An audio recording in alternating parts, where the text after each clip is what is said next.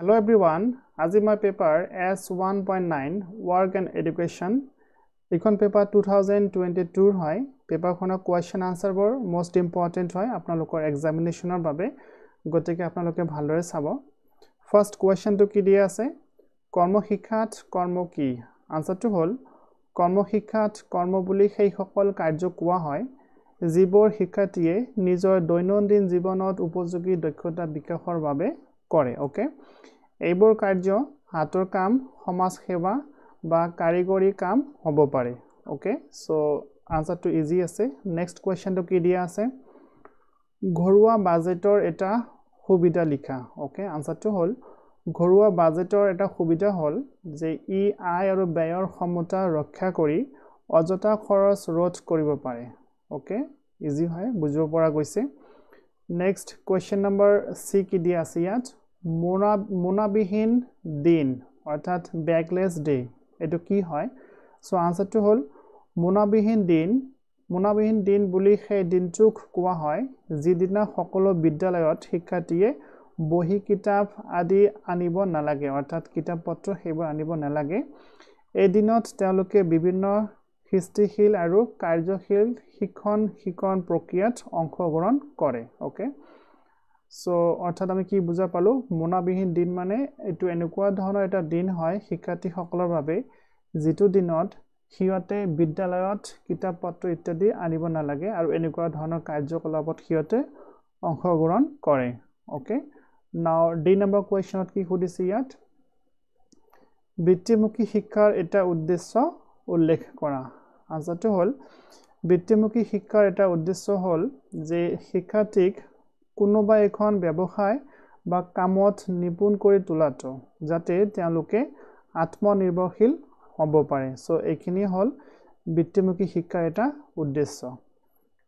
নাও question number 2 কি দিয়া আছে ইয়াত বিদ্যালয়ত কৰ্মশিক্ষা বিষয়টো সফলভাৱে ৰূপায়ণ কৰিবৰ বাবে দুটা পৰামৰ্শ আগবঢ়োৱা ওকে সো কি খুদিছে ইয়াত যে বিদ্যালয়ত যে কৰ্মশিক্ষা আছে হেতু সফলভাৱে যদি ৰূপায়ণ কৰিব বিচাৰি তেনে হলে কেনেকুৱা ধৰণৰ কাৰ্য কৰিব লাগে তাৰ বিষয়ে পৰামৰ্শ বিচাৰিছে সো আনসাৰটো হল পৰামৰ্শ দুটা হল নম্বৰ 1 বিদ্যালয়ৰ স্থানীয় সম্পদ আৰু দক্ষ ব্যক্তিসকলৰ সহায় লৈ হাতে কামে শিক্ষাৰ ব্যৱস্থা কৰা উচিত ওকে আৰু সেকেন্ড কি দিয়া আছে শিক্ষাৰ্থীক বাস্তৱ জীৱনৰ অভিজ্ঞতা দিয়াৰ বাবে বিভিন্ন কাৰ্যসূচী অন্তৰ্ভুক্ত কৰা উচিত যেনে দিয়া আছে উদ্যান পালন হাতৰ কাম আৰু সমাজ সেৱা ইত্যাদি সো এই দুটা পৰামৰ্শ যি দুটা ছাত্ৰ ছাত্ৰীয়ে কৰিব লাগে না কোৱেশ্চন নম্বৰ 3 শিক্ষাৰ ব্যৱহাৰিক পৰিৱৰ্তন কি সো ব্যৱহাৰিক পৰিৱৰ্তনটো খুদিছে ইয়াত ইম্পৰ্টেন্ট কোৱেশ্চন হয় এটো প্ৰাথমিক বিদ্যালয়ৰ শিক্ষাৰ সামাজিক কৌশল বিকাশৰ বাবে কৰ্মশিক্ষাৰ দুটা ক্ৰিয়াকলাপ উল্লেখ কৰা সো আনসাৰটো হ'ব ইয়াত শিক্ষাৰ ব্যৱহাৰিক পৰিৱৰ্তন মানে হল শিক্ষাৰ ফলত শিক্ষাৰ্থীৰ দৈনন্দিন আচৰণ আৰু সমাজৰ লগত থকা সম্পৰ্কত হোৱা ইতিবাচক পৰিৱৰ্তন এইখিনিকে কোৱা হয় শিক্ষাৰ্থী বা শিক্ষাৰ ব্যৱহাৰিক পৰিৱৰ্তন ওকে নেক্সট যেটো কোৱেশ্চন দিয়া আছে যে প্ৰাথমিক বিদ্যালয়ৰ শিক্ষাৰ সামাজিক কৌশল বিকাশৰ বাবে কৰ্মশিক্ষাৰ দুটা ক্ৰিয়াকলাপ উল্লেখ কৰিব কৈছে সো ক্ৰিয়াকলাপ দুটা ইয়াত দিয়া আছে এটা হল দলীয়ভাৱে উদ্যোগ পালন কৰা ওকে দলগতভাৱে কাম কৰিব লাগিব তাৰ মানে ইয়াত কি দিয়া আছে শিক্ষাৰ্থীয়ে দলগতভাৱে কাম কৰি সহযোগিতা আৰু নেতৃত্ব দানৰ ক্ষমতা সহজতে শিকিব পাৰে এণ্ড নম্বৰ 2 কি দিয়া আছে সমাজ সেৱামূলক কাৰ্য বা কাম কৰিব লাগে যেনে বিদ্যালয় বা গাঁৱৰ ইয়াত হ'ব ওকে বা গাঁৱৰ পৰিবেশ পৰিষ্কাৰ কৰা যাতে তেওঁলোকৰ দায়িত্ববোধ আৰু সামাজিক ভাৱনা বৃদ্ধি পায় নেক্সট কোৱেশ্চন 4 নম্বৰ কোৱেশ্চন কি দিয়া আছে কোৱেশ্চন নম্বৰ 4 স্থানীয়ভাৱে পোৱা মানৱ সম্পদ আৰু ব্যক্তিগত সম্পদৰ ব্যৱহাৰ কৰি বিদ্যালয়ত কৰ্মশিক্ষাৰ ক্ৰিয়াকলাপ কেনেদৰে কাৰ্যকৰী কৰিব পাৰি উদাহৰণ সহ বৰ্ণনা কৰা ওকে আনসাৰটো কি হ'ব ইয়াত স্থানীয়ভাৱে পোৱা মানৱ সম্পদ যেনে কি আছে দক্ষ কাৰিগৰ কৃষক কাম কৰা মানুহ ইত্যাদি আৰু বস্তুগত সম্পদ কোনবোৰ হয় যেনে বা মাটি কাঠ এইবোৰ হল বস্তুগত সম্পদ আৰু এইবোৰ হল মানৱ সম্পদ ওকে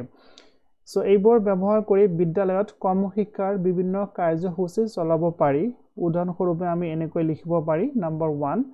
স্থানীয় কাম কৰা ব্যক্তিসকলৰ সহায়ত কাহি কলহ বা মাটিৰ খেলনা বস্তু তৈয়াৰ কৰাৰ কাৰ্যসূচী ৰখা বা এইবোৰ কাৰ্যসূচী কৰিব পাৰি নেক্সট সেকেন্ডটো দিয়া আছে বিদ্যালয়ৰ চৌহদত স্থানীয়ভাৱে উপলব্ধ গছ-গছনিৰ সহায়ত উদ্যান পালন শিক্ষাৰ আয়োজন কৰিব পাৰি ওকে নেক্সট কোৱেশ্চন নম্বৰ 5 কি দিয়া আছে ইয়াত আমি কিদৰে প্ৰাকৃতিক সম্পদৰ অপব্যৱহাৰ ৰোধ কৰিব পাৰিম ওকে তিনিটা পৰামৰ্শ আগবঢ়োৱা সো তিনিটা পৰামৰ্শ আমাক আগবঢ়াব লাগিব সো পৰামৰ্শ তিনিটা দিয়া আছে নম্বৰ 1 কি দিয়া আছে পানী আৰু বিদ্যুৎ অপব্যৱহাৰ নকৰি ইয়াক সঠিকভাৱে ব্যৱহাৰ কৰা উচিত সো এইবোৰ খুবেই মূল্যৱান সম্পদ হয় পানী বিদ্যুৎ গতিকে এইবোৰ অপব্যৱহাৰ কৰা কোনো প্ৰয়োজন নাই প্ৰয়োজন অনুসৰি ব্যৱহাৰ কৰিব লাগিব সো এইবোৰ প্ৰয়োজন অনুসৰি ব্যৱহাৰ কৰা আমাৰ উচিত সেকেন্ড কি দিয়া আছে প্লাষ্টিক জাত সামগ্ৰীৰ পৰিৱৰ্তে অৰ্থাৎ প্লাষ্টিকগত বস্তুবোৰৰ পৰিৱৰ্তে কি কৰিব লাগিব পুনৰ ব্যৱহাৰযোগ্য বস্তু ব্যৱহাৰ কৰিব লাগিব অৰ্থাৎ প্লাষ্টিক ব্যৱহাৰ নকৰি বেলেগ বস্তুবোৰ ব্যৱহাৰ কৰিব লাগে যিবোৰ আমি এবাৰ ব্যৱহাৰ কৰাৰ পিছত আকৌ এবাৰ ব্যৱহাৰ কৰিব পাৰিম সো তেনেকুৱা ধৰণৰ সামগ্ৰীবোৰ ব্যৱহাৰ কৰা উচিত আৰু 3 নম্বৰত কি দিয়া আছে বনাঞ্চল সংৰক্ষণ কৰি অধিক গছ ৰোপণ কৰিব লাগিব সো বনাঞ্চলবোৰ সংৰক্ষণ কৰা উচিত কৰাৰ পিছত তাত অধিক পৰিমাণে গছ ৰোপণ কৰিব লাগিব ওকে দেন অধিক সংখ্যক গছ ৰোপণ কৰিব লাগিব দেন 6 নম্বৰত কি দিয়া আছে চমু টকা লিখিব কৈছে নম্বৰ 1ত কি দিয়া আছে ইয়াত কৰ্মশিক্ষাত মূল্যায়ন ব্যৱস্থা ভেৰি ভেৰি ইম্পৰ্টেন্ট হয় মনত ৰাখিব এটো আপোনালোকে okay evaluation system in work education so answer to হল কৰ্মশিক্ষাত মূল্যায়নৰ ব্যৱস্থা বিষয়ে দিয়া আছে যে কৰ্মশিক্ষাত মূলত শিক্ষাৰ্থীৰ কাৰ্যগত জ্ঞান দক্ষতা আৰু সৃষ্টিশীলতাৰ ওপৰত ভিত্তি কৰি মূল্যায়ন কৰা হয় ওকে এই মূল্যায়ন প্ৰক্ৰিয়া সাধাৰণ লিখিত পৰীক্ষাৰ পৰা পৃথক ইয়াত স্পেচ হৈ গৈছে পিডিএফ বনোৱাৰ বাবে ইয়াত স্পেচ হৈ যায় এইবোৰ নিজে হৈ যায় ইগনোৰ কৰিব সো এই মূল্যায়ন প্ৰক্ৰিয়া সাধাৰণ লিখিত পৰীক্ষাৰ পৰা পৃথক কাৰণ ইয়াত প্ৰায়োগিক কামৰ ওপৰত অধিক গুৰুত্ব দিয়া হয় শিক্ষাৰ্থীয়ে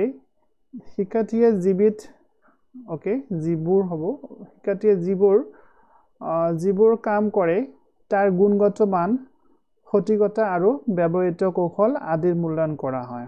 ওকে নেক্সট কি দিয়া আছে মূল্যায়ন প্ৰক্ৰিয়াত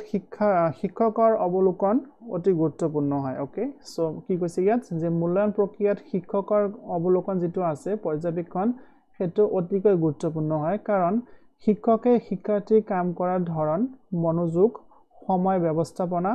আৰু সমস্যা সমাধানৰ দক্ষতা নিৰীক্ষণ কৰে গুড কেতিয়াবা শিক্ষাৰ্থীৰ কাম প্ৰদৰ্শন কৰা হয় যাৰ জৰিয়তে তেওঁলোকৰ শৈল্পিকতা আৰু উদ্ভাৱনী ক্ষমতা বিচাৰি লোৱা হয় ওকে আনহাতে আমি কি ক'ব পাৰো আনহাতে শিক্ষাৰ্থীৰ লগত আলোচনা কৰি মৌখিক আৰু লিখিতভাৱে অভিজ্ঞতা শ্বেয়াৰ কৰাৰ যোগেদি মূল্যায়ন কৰা হয় ওকে সো এই মূল্যায়ন ব্যৱস্থাই শিক্ষাৰ্থীক নিজৰ কামৰ প্ৰতি দায়িত্বশীল সৃষ্টিশীল আৰু আত্মবিশ্বাসী হোৱাত সহায় কৰে ওকে নেক্সট বি নম্বৰ দি আছে মহাত্মা গান্ধী আৰু কৰ্মশিক্ষা মোস্ট ইম্পৰ্টেন্ট হয় আপোনালোকে লিখি ৰাখক এটো ইম্পৰ্টেন্ট হয় সো পৰীক্ষাৰ বাবে যেটো ইম্পৰ্টেন্ট হয় পৰীক্ষাৰ আগত এবাৰ আপোনালোকে চাই যাব সো মহাত্মা গান্ধী আৰু কৰ্মশিক্ষা Mahatma Gandhi and work education Mahatma গান্ধীয়ে বিশ্বাস কৰিছিল যে শিক্ষা মাথো পঢ়া-শুনাৰ মাজতে সীমাবদ্ধ নহয় হাতেৰে বা কলমেৰে কাম শিকাৰ মাধ্যমেৰে মানুহে বাস্তৱ জীৱনত সফলতা লাভ কৰিব পাৰে হেহে তেওঁ নতুন শিক্ষাৰ প্ৰণালী নাই তামিল বুলি কোৱা হয় নামেৰে এক নতুন শিক্ষাৰ পদ্ধতিৰ কথা তেখেতে কৈছিল ওকে সো গান্ধীজীৰ মত অনুসৰি কৰ্মশিক্ষাৰ প্ৰধান দিশ কেইটা আছে সেইকেইটা তলত দিয়া হল নম্বৰ 1 শ্ৰমেই শিক্ষাৰ মূল okay work is the foundation of education ছাত্ৰ ছাত্ৰীসকলে হাতেৰে কলমেৰে বা হাতে কামে বিভিন্ন কাম শিকা উচিত ওকে অৰ্থাৎ সিহঁতে কেৱল কিতাপৰ পঢ়াখিনি পঢ়িব নালাগে সেইখিনি পঢ়াৰ উপৰিও সিহঁতে হাতে কলমে বিভিন্ন কাৰ্য কৰা উচিত তাৰ মাজেৰে শিক্ষা লোৱা উচিত ওকে কাৰ মতে গান্ধীজীৰ মতে সেকেন্ড কি কোৱা আছে ইয়াত শিক্ষাৰ হৈতে আয় ওকে অৰ্থাৎ শিক্ষাটো লাভ কৰিম তাৰ লগত আমি আয় কৰিম বা উপাৰ্জন কৰিম শিক্ষাৰ্থীয়ে শিকাৰ সময়তে কাম কৰি নিজে আয় কৰিব লাগে অৰ্থাৎ নিজেতো শিক্ষা গ্ৰহণ কৰিব তাৰ লগতে এনেকুৱা ধৰণৰ কৰ্ম শিক্ষা সিহঁতে কৰা উচিত যাৰ ফলত সিহঁতে কি কৰিব পাৰে আয় কৰিব পাৰে নেক্সট 3 নম্বৰত কি কৈছে ওকে স্বনিৰ্ভৰশীলতা ছাত্ৰ ছাত্ৰীসকলে নিজৰ কাম নিজে কৰিব লাগে যাতে তেওঁলোক চাকৰিৰ ওপৰত নিৰ্ভৰশীল নহয় বা নিৰ্ভৰশীল হ'ব লগা নহয় তেখেতে এনেকুৱা ধৰণৰ কথা কৈছে কোনে গান্ধীজীয়ে যে ছাত্ৰ ছাত্ৰীসকলে এনেকুৱা ধৰণৰ কাম শিকিব লাগে বা কৰিব লাগে যাতে তেখেতক ভৱিষ্যতত কেতিয়াও চৰকাৰী চাকৰি বা চাকৰিৰ ওপৰত কেতিয়াও নিৰ্ভৰ কৰিব লগা নহয় সো আজিকালি কি হৈছে যে যেতিয়া ছোৱালীবোৰ বা ল'ৰাবোৰ বিদ্যালয় যাবলৈ ষ্টাৰ্ট কৰে তেতিয়া সিহঁতৰ মগজুত এটা কথা সোমাই দিয়া হয় যে ভালদৰে পঢ়া-শুনা কৰা আৰু তাৰ পিছত কিবা এটা ডাঙৰ চাকৰি কৰা অৰ্থাৎ সিহঁতৰ মূৰত বা মগজুত আমি চাকৰি ওয়াৰ্ডটো সেভ কৰি দিও গতিকে এটা সময়ত কেনেকুৱা আহি যায় চাকৰি বিচাৰি হাবাতুৰি খাই যায় হিকত চাকৰি নাপায় আৰু সময়খিনি নষ্ট হৈ যায় সো গতিকে গান্ধীজীৰ মতে তেনেকুৱা নহয় ছাত্ৰ ছাত্ৰীসকলে নিজৰ এনেকুৱা ধৰণৰ কাম আছে যিবোৰ শিকিব লাগিব সেইবোৰ যদি সিহঁতে শিকি লয় তেনেহলে চাকৰিৰ বাবে আৰু কেতিয়াও নিৰ্ভৰশীল হ'ব লগা নহয় নিজে কিবা কাম কৰি নিজৰ জীৱনটো ধুনীয়াকৈ আগুৱাই লৈ যাব পাৰিব ওকে 4 নম্বৰ নৈতিকতা আৰু আদৰ্শ গঠন যেনে শ্ৰম সততা সহনশীলতা আদিয়ে ছাত্ৰ ছাত্ৰীসকলৰ গুণ গঢ়ি তোলে সো গান্ধীজীয়ে কি কৈছে গান্ধীজীৰ এই শিক্ষা আজিও যথেষ্ট গুৰুত্বপূৰ্ণ হয় যদি বিদ্যালয়ত উদ্যান পালন হস্তকলা উদ্যোগ ক্ষুদ্ৰ উদ্যোগ আদি শিকোৱা হয় তেনেহলে ছাত্ৰ ছাত্ৰীসকলে আত্মনিৰ্ভৰশীল হ'ব পাৰে ওকে নেক্সট এটা চমুটকা লিখিব কৈছে সি নম্বৰ শিক্ষাৰ 4 স্তম্ভ okay 4 pillars of education answer तो हल 4 স্তম্ভ ইয়াত দিয়া আছে ফার্স্ট হল জানিবলৈ শিকা ইংৰাজীত কি কোৱা লাৰ্নিং টু নো আপোনালোকে এইখিনি ভালদৰে মনত ৰাখিব পাৰে ইংৰাজীটো সো লাৰ্নিং টু নো নতুন নতুন জ্ঞান লাভ কৰা অৰ্থাৎ নতুন জ্ঞান লাভ কৰা যেটো কোৱা হয় জানিবলৈ শিকা বা লাৰ্নিং টু নো সেকেন্ড কি দিয়া আছে কাম কৰিবলৈ শিকা ইংৰাজীত কোৱা হয় লাৰ্নিং টু ডু কামৰ মাজেৰে বাস্তৱ জীৱনৰ দক্ষতা অৰ্জন কৰা ওকে থাৰ্ড কি দিয়া আছে একেলগে বাস কৰিবলৈ শিকা অৰ্থাৎ লাৰ্নিং টু লিভ টুগেদাৰ সামাজিক আৰু আন্তঃব্যক্তিগত সম্পৰ্ক উন্নয়ন কৰা এন্ড 4 নম্বৰ দিয়া আছে নিজে বিকাশ কৰিবলৈ শিকিব বা শিকা ইয়াত শিকা হ'ব ওকে শিকিব যিকোনো এটা লিখিলে হয় সো ব্যক্তিগত বিকাশ আৰু আত্ম সচেতনতা বৃদ্ধি কৰা সো এই কেইটা হল এই সাইটে হল শিক্ষাৰ 4টা স্তম্ভ এটো ইম্পৰ্টেন্ট হয় ভালদৰে আপোনালোকে মনত ৰাখিব সো আই হোপ এটো লাষ্ট কোৱেশ্চন আছিল এইখন হল 2022 কোৱেশ্চন পেপাৰ যিকেটা আছিল মই এবাৰ পঢ়ি দিলো আপোনালোকে সাগে বুজিব পাৰিছে নহলে আপোনালোকে পুনৰ এবাৰ চাব নিশ্চয় বুজিব পাৰিব সো এইবোৰ কোৱেশ্চন ভালদৰে পঢ়ি লওক ভালদৰে বুজি লওক পৰীক্ষা নিজে গৈ লিখক ভাল নম্বৰ লৈ আহক ওকে সো আজি ক্লাছটোত মই আজি ভিডিওটোত মই 2022 কোৱেশ্চন পেপাৰখন আলোচনা কৰিলো আপোনালোকে পিছত বাকি কেইটা ইয়াৰৰ কোৱেশ্চন আনসাৰবোৰ পাই যাব সো আপোনালোকে ভালদৰে চাই থাকক আৰু এক্সামিনেশনত ভালদৰে লিখক ওকে সো আজি ভিডিওটো দেখিনে আছিল নেক্সট ক্লাছত আমি পুনৰ আলোচনা কৰিম till then thank you have a good day